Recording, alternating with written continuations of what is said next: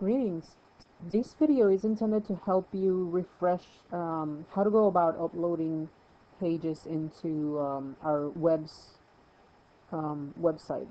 And in order to do that, you're going to go into your account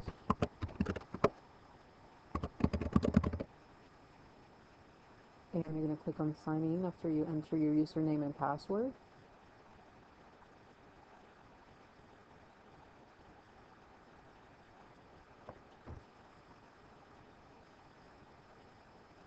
The place you wanted to go in order to edit your website is the edit my website button. This here is the link that people will use to see your website. So the reason why we were sharing the usernames is the username is actually this last part of the website, and that you will attach to the www.freewebs.com in order to be able to visit that link. For now, we're just going to go into edit my website.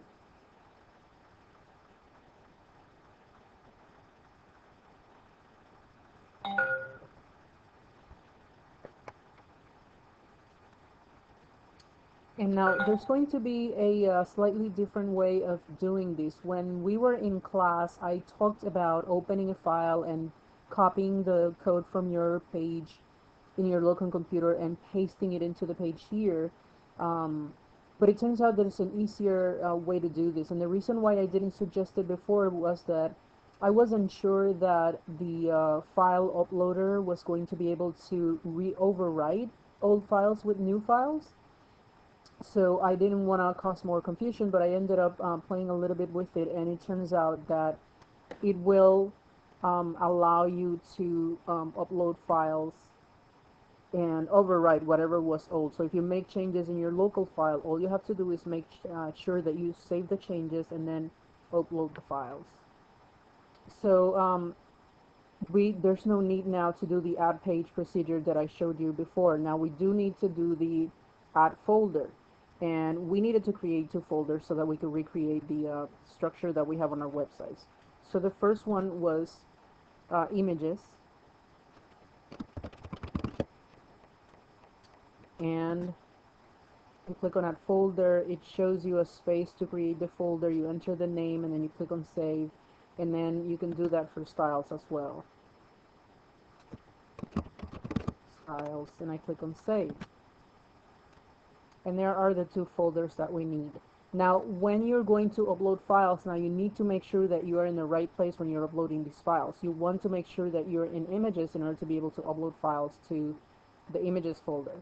And the way to do that is by in a single file uploader. It'll give you the option.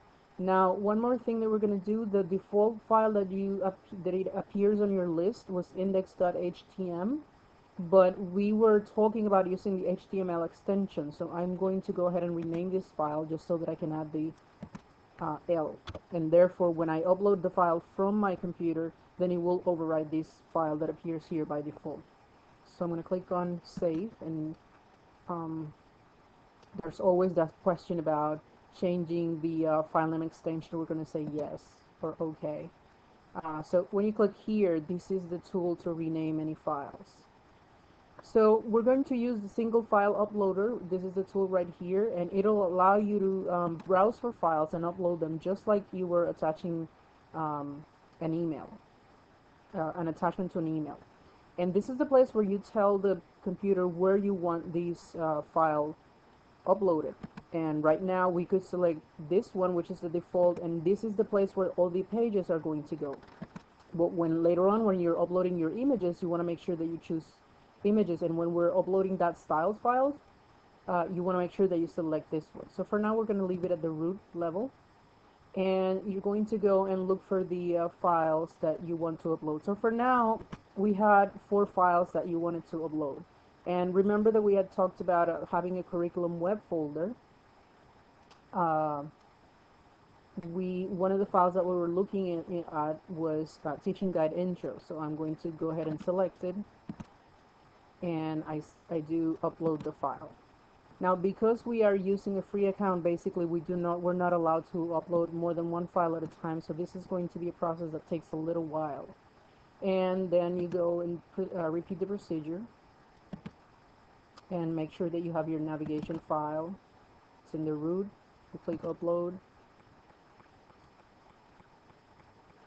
and you have your WebQuest intro.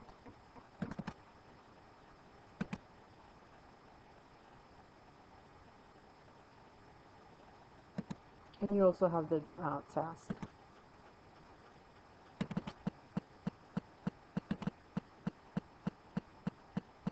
So now on the website, you're going to have an index.html file, the file by default, whatever they have in there for you. You're going to have a navigation, which is the file that we're all going to go to in order to be able to see the links to the other 3 pages that everybody else has uploaded, and teaching guide intro and WebQuest intro. So that is the way that you're going to go about uploading files to the website. There's no need to copy and paste code. You just upload the file and it'll automatically overwrite whatever you have there.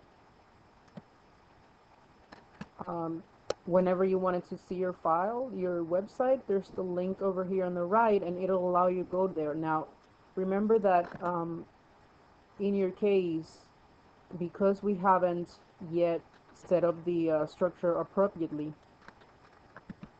I uploaded a different kind of page than the one that you have, so this is why this is showing. You have to actually physically at the end of this add the navigation file name, so that you can go and see those links that you had entered. And again, in my case, I uploaded part of my files, but not all of them, and this is the reason why this is showing like this. But you will have your links here to be able to navigate to the other pages.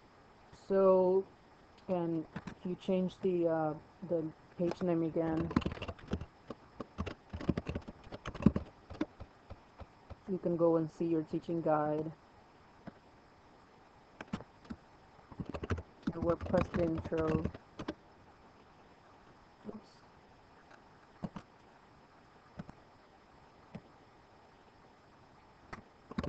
WordPress intro. The fact that that page was showing, what I did was that I entered the capital letter Q, and what this means is that this particular website is case sensitive, so it will show you your files as not available if you change the case of the letters in your file names. Last page that we worked was the task, and here we go. So that is the way to preview your file. Using the single file uploader, you can